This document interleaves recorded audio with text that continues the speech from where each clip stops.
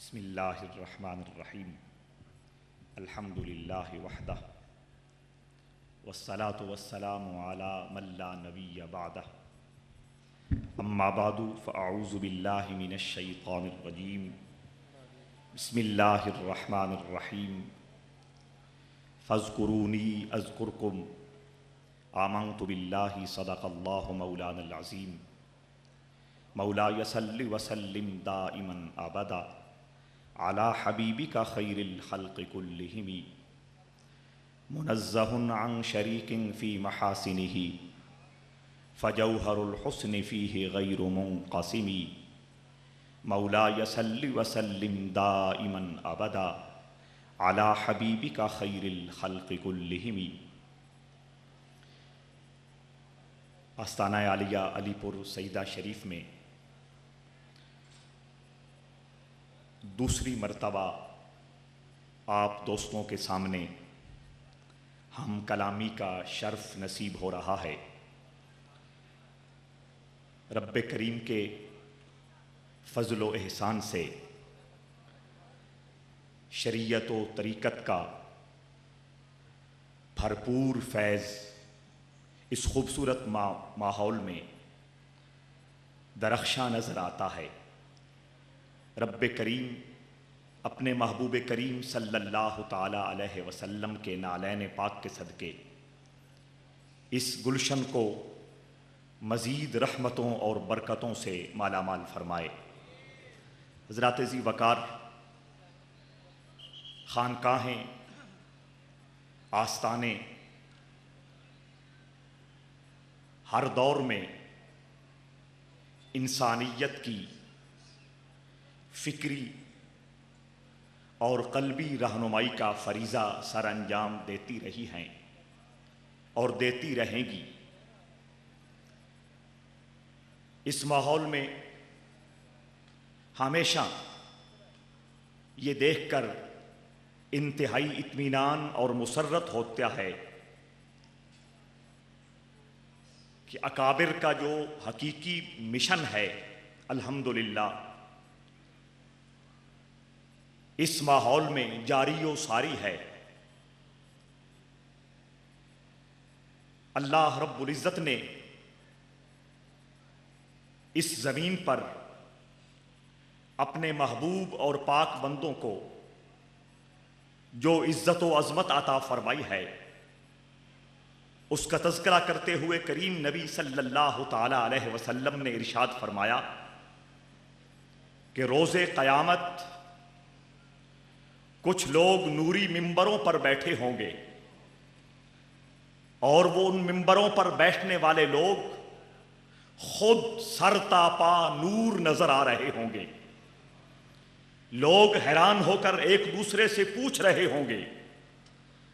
کہ اس نوری ممبر پر جلوہ افروز نور علی نور شخصیت کون ہے؟ کوئی نبی ہیں، کوئی رسول ہیں؟ جواب دینے والا جواب دے گا نہ یہ نبی ہیں نہ یہ رسول ہیں، بلکہ مصطفیٰ کریم صلی اللہ تعالی علیہ وسلم کی امت کے وہ لوگ ہیں جن کا ظاہر اور جن کا باطن اللہ کی رضا میں گم رہتا تھا۔ صوفیاء کرام نے ارشاد فرمایا کہ اللہ کے یہ محبوب بندے اس زمین کے لیے امان ہیں، جب تک ان کا وجود اس کائنات میں جلوہ گر رہے گا، جب تک ان کے مزار اس زمین پر قائم اور دائم رہیں گے، رب کریم کی طرف سے امان، بخشش اور رحمت و برکت کی برسات جاری رہے گی۔ دوستان ذی وقار، اللہ کے یہ محبوب بندے ہر دور میں، ہر زمانے میں اپنے اپنے مراکز پر اور اپنی اپنی خانقاہوں پر، اپنے اپنے آستانوں پر بیٹھ کر صرف اور صرف انسانیت کی فکری طہارت اور انسانیت کی قلبی طہارت کا انتظام کرتے رہے۔ پیر اور مرید کے رشتے کا بنیادی مقصد بھی یہی ہے کہ جو شخص کسی بھی شیخ کامل سے اپنی نسبت قائم کرتا ہے، اس کے ہاتھ میں ہاتھ دیتا ہے اور اس کی غلامی کا پٹا اپنی گردن میں سجاتا ہے، اس کے بعد اس کی زندگی کا ایک ہی مقصد ہونا چاہیے کہ وہ اپنے مرشد کامل کی رہنمائی میں اور اس کے بتائے ہوئے اصولوں اور اس کی دی ہوئی تعلیم کے نور میں رب کریم کے قرب کو تلاش کرے۔ دوستان ذی وقار، اللہ رب العزت نے اپنی محبت اور اپنی معرفت کا جام عطا کرنے کے لیے انبیاء کرام کو بھیجا، رسولان کرام کو بھیجا۔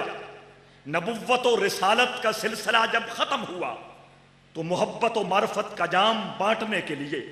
اور اس جام کی خیرات عطا کرنے کے لیے رب کریم نے رسول انور صلی اللہ تعالی علیہ وسلم کی امت کے اولیاء کرام کو یہ عزت و سرفرازی عطا فرمائی کہ وہ بھولے بھٹکے لوگوں کو اپنے سینے کے ساتھ لگا کر اللہ کی محبت و معرفت کا جام پلایا کریں۔ دوستان ذی وقار، ہر وہ شخص جو کسی شیخ کامل سے اپنی نسبت جوڑتا ہے، اس کا یہی فرض ہے اور اس نسبت کا یہی تقاضا ہے کہ وہ اپنے شیخ کامل سے اگر مطالبہ کرے تو اللہ کے دین پر چلنے کا مطالبہ کرے، اپنے شیخ کامل سے مطالبہ کرے تو رب کریم کے قرب کا مطالبہ کرے، شیخ کریم سے مطالبہ کرے، رسول اللہ صلی اللہ تعالی علیہ وسلم کی محبت و معرفت کا مطالبہ کرے۔ اس کے علاوہ شیخ سے کوئی بھی مطالبہ کرنا وقت کا ضیاع ہے۔ جس دکان پر کپڑا رکھا گیا ہے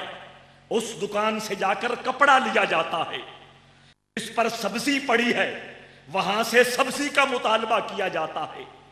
جہاں پہ کریانہ کا سودا پڑا ہے وہاں سے کریانہ کا سودا لیا جاتا ہے،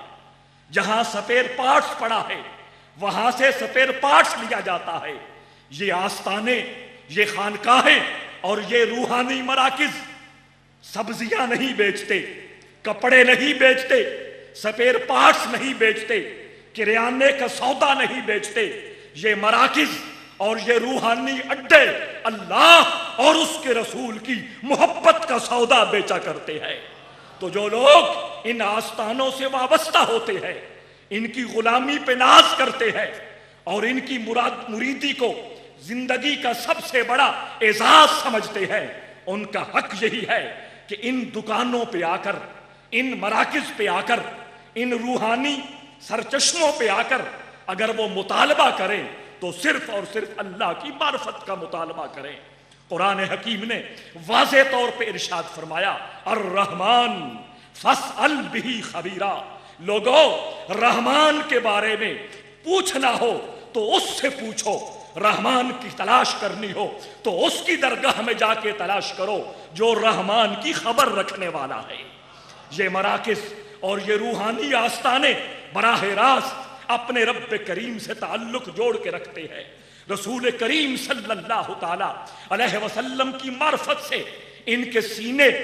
پرنور ہوتے ہیں۔ تو ان مراکز پہ آ کر، ان آستانوں پہ آ کر ہمیں صرف اور صرف ایک ہی خواہش کرنی چاہیے اور ایک ہی ڈیمانڈ کرنی چاہیے اور ایک ہی مطالبہ کرنا چاہیے کہ حضور یہاں جو سودا بک رہا ہے اس کا ذرہ ہمیں بھی عطا ہو جائے۔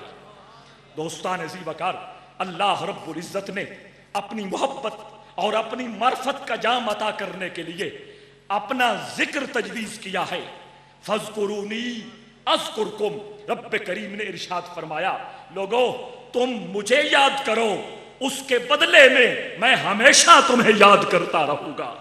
اہل علم جانتے ہیں کہ فاذکرونی امر کا صیغہ ہے، تم میرا ذکر کرو، تم مجھے یاد کرو۔ اذکرکم یہ فعل مضارعہ کا صیغہ ہے، فعل مضارعہ میں استمرار ہوتا ہے، دوام ہوتا ہے، تسلسل کا معنی پایا جاتا ہے، ہمیشگی کا معنی پایا جاتا ہے۔ گویا رب کریم اپنے بندے سے فرما رہا ہے کہ اے میرے بندے، تو نے مجھے راضی کرنے کے لیے 1 سال ذکر کیا، 2 سال ذکر کیا، 5 سال ذکر کیا، 10 سال ذکر کیا، جتنی تیری زندگی ہے بس تو نے اتنا ہی ذکر کیا۔ جب تو اپنی ڈیوٹی سے فارغ ہو چکا، میری یاد سے اور میرے ذکر سے تو نے اپنے دل کو منور کر لیا، جب اس دنیا سے تو چلا جائے گا تو فاذکرکم، جس طرح میں ہمیشہ رہنے والا ہوں، جس طرح بقا میری صفت ہے، اسی طرح تیرا ذکر بھی، تیری یاد بھی ہمیشہ کے لیے کائنات میں جلوہ گر ہو جائے گی۔ دوستان ذی وقار، سرکار دو عالم صلی اللہ تعالی علیہ وسلم نے ارشاد فرمایا، حضرت عبداللہ ابن بسر رضی اللہ تعالیٰ عنہ صحابی رسول ہے، حضور کی بارگاہ میں عرض کرتے ہیں، یا رسول اللہ یہ تو ارشاد فرمائیے سب سے اونچا اور سب سے اعلیٰ اور سب سے افضل عمل کون سا ہے؟ کریم نبی نے فرمایا، ان تفارق الدنیا ولسانک رطب من ذکر اللہ۔ اے عبداللہ، تیری زبان سے قیامت تک آنے والے میرے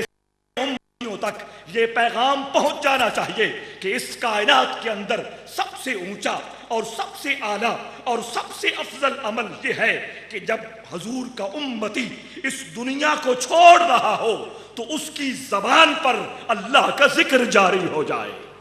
ان تفارق الدنیا